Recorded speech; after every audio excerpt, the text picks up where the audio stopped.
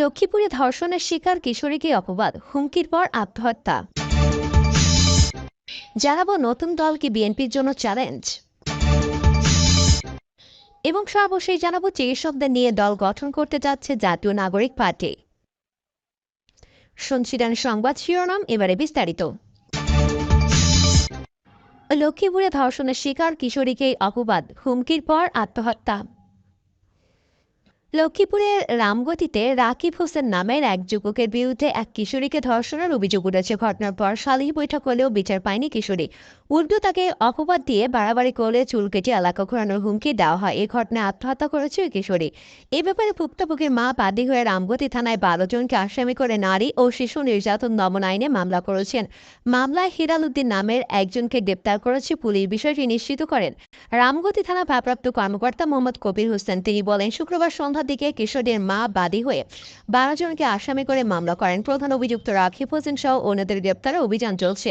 এর আগে 1 মার্চ ওই কিশোরী ধর্ষণের শিকার হয়। পরদিন ঘটনাটি জানাজানি হলে এলাকায় সালিশি বৈঠকের আয়োজন করা হয়, কিন্তু সেখানে কোনো বিচার পায়নি কিশোরী। উল্টো তাকে অপবাদ দেওয়া হয় বলে জানান স্থানীয়রা। মোহাম্মদ হেলাল উদ্দিন নামের একজন বাড়িতে ঢুকে কিশোরী সহ তার মাকে চুল কেটে এলাকায় ঘোরানোর হুমকি দেয়। এতে মানসিক চাপে ওই দিন দুপুরে এসে আত্মহত্যা করে। পরে পুলিশ ঘটনাস্থল থেকে লাশ উদ্ধার করে। মামলায় প্রধান অভিযুক্ত রাকিব পশ্চিম চরকলাকোপা গ্রামের খবির উদ্দিনের ছেলে। অভিযুক্ত অন্যরা হলেন মোহাম্মদ আজাদ, জামশেদ উদ্দিন ও মোহাম্মদ বাশার সহ 10 জন। তারা পশ্চিম চরকলাকোপা গ্রামের বাসিন্দা। মামলা সূত্রে জানা যায়, অভিযুক্ত রাকিব 1 মার্চ রাতে ঘরে ঢুকে কিশোরীকে ধর্ষণ করে। কিশোরীর মা টের পেয়ে ঘরে ঢুকলে রাকিব পালিয়ে যায়। তাৎক্ষণিক ঘটনাটি ভুক্তভোগী পরিবার রাকিবের মা বাবাকে জানায়। তারা কাউকে কিছু জানাতে নিষেধ করে, কিন্তু পরদিন ঘটনাটি জানাজানি হয়। এতে মামলা অভিযুক্তরা সহ একটি সালিশি বৈঠকের আয়োজন করা হয়। বৈঠকে ধর্ষণের ঘটনার কোনো বিচার করা হয়নি। উল্টো কয়েকজন মিলে কিশোরীকে অপবাদ দেয়। এর মধ্যে বৃহস্পতিবার হেলাল উদ্দিন বাইরে ঢুকে কিশোরী সহ তার মাকে চুল কেটে গ্রামে ঘোরানোর হুমকি দেয়। এটি সহ্য করতে না পেরে কিশোরী আত্মহত্যা করে। নতুন দল কি বিএনপির জন্য চ্যালেঞ্জ? আগামী জাতীয় নির্বাচনকে সামনে রেখে বিএনপি বেশ ভালোভাবে প্রস্তুতি শুরু করেছে। গত 27 ফেব্রুয়ারি তৃণমূল নেতাদের নিয়ে বর্ধিত সভা আয়োজনের মধ্য দিয়ে বলা যায় দলটি নির্বাচনী যাত্রা শুরু হয়েছে। বর্ধিত সভাটি যে অত্যন্ত গুরুত্বপূর্ণ ছিল তা বিএনপি চেয়ারপারসন বেগম খালেদা জিয়ার রেকর্ড করা বক্তব্য প্রচার করা থেকে বোঝা যায়। নেতাকর্মীরা দীর্ঘদিন তাদের প্রিয় নেত্রী বক্তব্য শুনতে পাচ্ছে না। তাদের এই ইচ্ছা ও আকাঙ্ক্ষাকে সামনে রেখে যুক্তরাজ্যে চিকিৎসাধীন থাকা অবস্থায় তিনি এই বক্তব্য দিয়েছেন। এতে সবাই অংশগ্রহণকারী তৃণমূলের নেতৃবৃন্দের মধ্যে বেশ উৎসাহ উদ্দীপনা দেখা দিয়েছে। বলা বাহুল্য, বেগম খালেদা জিয়া দেশের সবচেয়ে জনপ্রিয় নেত্রী। তিনি যে পথে যান সে পথে মুহূর্তে হাজার হাজার মানুষ জড়ো হয়ে যায়। জনতার উদ্দেশ্যে হাত নাড়িয়ে শুভেচ্ছা বিনিময় করে সেই পথ পাড়ি দিতে তার অনেক সময় লেগে যায়। তিনি যে প্রকৃত দেশনেত্রী এবং দেশের স্বাধীনতা সার্বভৌমত্ব প্রশ্নে আপোষহীন, এজন্যই তার কথা শোনা কিংবা তাকে এক নজর দেখার জন্য মানুষ উন্মুখ হয়ে থাকে। ফ্যাসিস্ট হাসিনার প্রতি হিংসা ও রসনালে পড়ে জীবন মৃত্যুর সন্ধিক্ষণে গিয়েও তিনি আপোষ করেননি। তারপরও ফ্যাসিস্ট হাসিনার প্রতি তার কোনো রাগ ক্ষোভ ও প্রতিহিংসা নেই।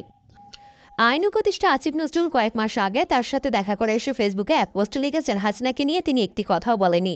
বহুভাবে চেষ্টা করেও তার মুখ থেকে হাসিনার প্রতি রাক্ষোভের কথা বের করতে পারেননি। তিনি শুধু আল্লাহর কাছে তার দুঃখ কষ্টের কথা বলেছেন। এই হচ্ছে বেগম খালেদা জিয়া। প্রশ্ন হচ্ছে, নতুন প্রেক্ষাপটে বিএনপি আগামী নির্বাচনের জন্য কী ধরনের প্রস্তুতি নেবে? দলটি কি সেই পুরনো রাজনৈতিক সংস্কৃতির ধারাবাহিকতা প্রস্তুতি নেবে, নাকি নতুন চিন্তাভাবনা যা দেশের মানুষকে এই তরুণ প্রজন্মকে আকৃষ্ট করে এমন চিন্তাভাবনা নিয়ে প্রস্তুতি নেবে? এটা অনিবার্য সত্য পরিণত হয়েছে। মানুষ আর পুরনো ধারার রাজনীতি চায় না, তারা নতুন ধারার রাজনীতি, যাতে সাধারণ মানুষের অধিকার প্রতিষ্ঠিত এবং তাদের মৌলিক চাহিদা পূরণ, তাদের মূল্যায়ন হয়, সে ধরনের রাজনীতি চায়। 5ই আগস্ট ফ্যাসিস্ট শেখ হাসিনা পতনের মধ্য দিয়ে দেশের মানুষের মনোজগতে অনেক পরিবর্তন ঘটে গেছে। তারা এখন সাহসী এবং তাদের অধিকারের ব্যাপারে অনেক সচেতন। বিএনপি কি জনগণের মনোজগতে এই পরিবর্তন ধরতে পারছে? যদি না পারে, তখন প্রথাগত রাজনীতির ধারাবাহিকতা ধরে রাখে, তাহলে এর চেয়ে বড় ভুল আর কিছু হতে পারে না। তা ক্ষমতায় যাওয়ার পথ রুদ্ধ হয়ে যাবে। আবার পরিবর্তন বলতে এটাও নয় যে দলের আদর্শের ভিত্তিনীতি, ধর্মীয় মূল্যবোধ এবং আমাদের ইতিহাস ঐতিহ্যকে পাশ কাটিয়ে এগিয়ে যেতে হবে, বরং এর সব মৌলিক বিষয় ধারণ করে মানুষের মানসিকতার যে ইতিবাচক পরিবর্তন হয়েছে তা অনুধাবন করে আধুনিক উন্নত ও সমৃদ্ধ বাংলাদেশ গড়ে তোলার নতুন লক্ষ্য নির্ধারণ করতে হবে। দেশকে রাজনৈতিক দলগুলোর তালুর ভাবার দিন শেষ, এ উপলব্ধি বিএনপিকে করতে হবে। দলটি যদি মনে করে অতীতের মতো সুন্দর সুন্দর কথা ও প্রতিশ্রুতি নিয়ে কিংবা লোক দেখানো কর্মসূচি নিয়ে মানুষের মন জয় করবে, তবে তা হবে দলটির অদূরদর্শিতা ও কুপমঞ্জুকতা। ফ্যাসিস্ট হাসিনার পতন এবং আওয়ামী লীগের গুপ্ত দলে পরিণত হওয়া মানে বিএনপির ক্ষমতায় যাওয়ার পথ পরিষ্কার ও মসৃণ হয়ে গেছে। এ চিন্তা যদি দলের নেতাকর্মীদের মধ্যে বদ্ধমূল হয়ে থাকে তাহলে তাদের কপালে দুঃখ ছাড়া কিছু নেই। হাসিনা 15.5 বছরে তাদের যে সীমাহীন নিপীড়ন নির্যাতন ও দুঃখ কষ্ট সইতে হয়েছে এবং তার অবসানের পর যে শান্তির আশা করছে, পরিবর্তিত পরিস্থিতি বুঝতে না পারলে সে আশা দুরাশায় পরিণত হয়ে যাবে। বিএনপির অনেক নেতাকর্মীদের মধ্যে এই প্রবণতা দেখা দিয়েছে যে তাদের ক্ষমতায় যাওয়া কেবল সামান্য দূরত্বের ব্যাপার। তাদের কর্মকর্তা এবং বডি ল্যাঙ্গুয়েজ তা ফুটে উঠেছে। এটা হয়তো স্বাভাবিক মনে হতো যদি প্রথাগত রাজনৈতিক আন্দোলনের মাধ্যমে কিংবা দলটির আন্দোলনে হাসিনার বিদায় হতো। বাস্তবতা হচ্ছে হাসিনার বিদায় কোনো রাজনৈতিক দলের নেতৃত্বাধীন গণঅভ্যুত্থান হয়নি, যেমনটি হয়েছিল এরশাদের পতনের সময়। হাসিনার বিরুদ্ধে গণঅভ্যুত্থান সত্যিকার অর্থেই ছিল সিভিল রেভলিউশন, ছিল এর পেছনে বিএনপি ও অন্যান্য রাজনৈতিক দল ব্যাকআপ হিসেবে থাকলেও সাধারণ শিক্ষার্থীরা সামনে থেকে নেতৃত্ব দিয়েছে। অস্বীকার করার উপায় নেই, বিএনপি হাসিনার 15.5 বছরে অনেক ত্যাগ ও জীবন ক্ষয় করেছে। দলটির উপর ফ্যাসিস্ট হাসিনার নিঃশেষকরণ প্রক্রিয়া এবং তার দুঃশাসন সাধারণ মানুষের মনের ক্ষোভকে বহুগুণ বাড়িয়ে দিয়েছে। এক্ষেত্রে বিএনপির একক ভূমিকা রয়েছে, কারণ হাসিনার এক নম্বর টার্গেট ছিল বিএনপিকে ধুলে মিশিয়ে দেওয়া। সাধারণ মানুষ এটা ভালোভাবে নেয়নি, ফলে তাদের মধ্যে হাসিনাকে ক্ষমতা থেকে বিতরণের সংগ্রামী মনোভাব গড়ে তুলতে বিএনপির ভূমিকা অস্বীকার করার উপায় নেই। সে কোনো গুপ্তদল হয়ে গুপ্ত আন্দোলন করেনি, প্রকাশ্যে করেছে এবং করতে গিয়ে হাসিনার বাধা বিপত্তি ও খুন গুম হামলা মামলা জেল জুলুমের শিকার হয়েছে। মানুষের মহাজগতে ফ্যাসিস্ট হাসিনা বিরোধী মনোভাব তৈরি করতে দলটি ভূমিকা রেখেছে। বিএনপি যদি 1.5 দশকের বেশি সময় ধরে হাসিনার বিরুদ্ধে আন্দোলন সংগ্রাম ও ত্যাগ স্বীকার না করত, হাসিনার প্রস্তাব অনুযায়ী জাতীয় পার্টির মতো ক্ষমতা ভাগাভাগি করে গৃহপালিত বিরোধী দল হয়ে থাকতো, তাহলে পরিস্থিতিটা কি হতো?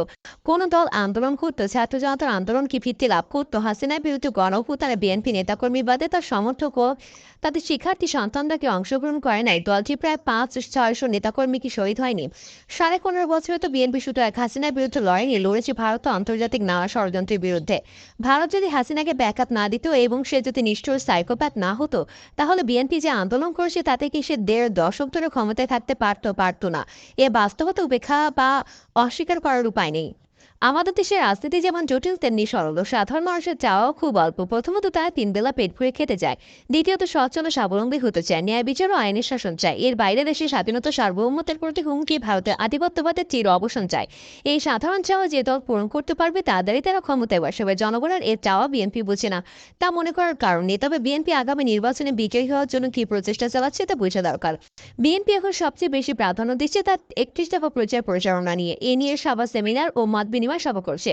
এটা একটা কর্মসূচি, তবে এটাও বুঝতে হবে এই দফা সাধারণ মানুষ খুব কম বলছে। এগুলো এসি রুমে বসে বুদ্ধিজীবীদের আলোচনার বিষয়। তারা এগুলো নিয়ে আলোচনা করবে, সমাধান খুঁজবে। দ্রব্যমূল্য ঊর্ধ্বগতিতে মানুষ এখন কষ্টে জীবনযাপন করছে। বেকারত্ব হু হু করে বাড়ছে, বিনিয়োগ ও কর্মসংস্থান সংকুচিত হয়ে গেছে, আইন শৃঙ্খলা পরিস্থিতি নাজুক হয়ে রয়েছে। এগুলো নিয়ে বিএনপি জোরালো কোনো কর্মসূচি নেই, সভা সেমিনার নেই। কেবল মুখে মুখে লিপ সার্ভিস দিচ্ছে। বড় দল এবং সম্ভাব্য ক্ষমতাসীন দল হিসেবে বিএনপির কাছ থেকে মানুষ বাস্তবভিত্তিক ও মৌলিক এই বিষয়গুলো নিয়ে কথা শুনতে চায়, থিওরিটিক্যাল আলাপ শুনতে চায় না। বিএনপি যদি মানুষের এসব বিষয় নিয়ে নিরন্তর কথা ও কাজ না করে, তাহলে মানুষ তার কাছ থেকে মুখ ফিরে নিতে দ্বিধা করবে না। সাধারণ মানুষ জানে নির্বাচন হলে যে যত কথাই বলুক না তারা বিএনপির ক্ষমতায় যাওয়ার সম্ভাবনাই বেশি। এ মুহূর্তে বড় দল হিসেবে বিএনপি ছাড়া অন্য কোনো দল নেই, ফলে জনগণের প্রত্যাশাও তার প্রতি বেশি। তবে জনগণ নির্বাচনের আগ পর্যন্ত দেখবে বিএনপি তাদের কল্যাণে কি কি কর্মসূচি নিয়েছে। নির্বাচনের আগের সময়টুকু ক্ষমতায় গিয়ে বিএনপি কি করতে পারে, তারা কি ট্রায়াল বা পরীক্ষামূলক সময়, কোনো বইয়ের মুখবন্ধ বা রচনার সূচনার মতো। এই সময়টুকুতে যদি বিএনপি জনগণের প্রত্যাশা পূরণের কোনো ইঙ্গিত বা বাস্তবভিত্তিক উদ্যোগ না নেয়, তাহলে তারা হতাশ হয়ে ভিন্ন চিন্তা করতে পারে। তখনই অপশন হিসেবে তাদের সামনে আসবে নতুন দল। মানুষ তারা কি করতে পারে এ চিন্তা করে ক্ষমতায় পাঠাতে পারে। আমাদের দেশের মানুষের পক্ষে কোনো কিছু অসম্ভব নয়। বিএনপিকে কি করতে হবে তা বোধ করে বলে দেওয়ার কিছু নেই, তবে অতি আত্মবিশ্বাস মানুষের বোধ বুদ্ধি দুয়ার অনেক সময় রুদ্ধ করে হয়। তখন তাকে হুঁশে ফেরাতে কিছু কথা বলে দিতে হয়। বিএনপির উচিত এ সময় জনগণের সমস্যার দিকে বেশি দৃষ্টি দেওয়ার, ভারতের আধিপত্যবাদী আচরণের বিরুদ্ধে চোখে চোখ রেখেও কথা বলা, ভারতের যে কোনো অন্যায় ও আগ্রাসনের বিরুদ্ধে রুখে দাঁড়ানো। বিএনপির সম্প্রতি উত্তরবঙ্গে ন্যায্য ইস্যুতে তিস্তা প্রকল্পে ভারত বিরোধী কর্মসূচি পালন করেছে। এটা সাধারণ মানুষের কাছে ব্যাপক গ্রহণযোগ্যতা পেয়েছে। তবে এই ভারত বিরোধিতা যাতে লোক দেখানো না হয় তা দলটিকে নিশ্চিত করতে হবে। প্রিয় দর্শক, এই ছিল এখনকার সর্বশেষ সংবাদ। আপডেট সব সংবাদ পেতে চ্যানেলটি সাবস্ক্রাইব করে বেল আইকনটি ক্লিক করে রাখুন।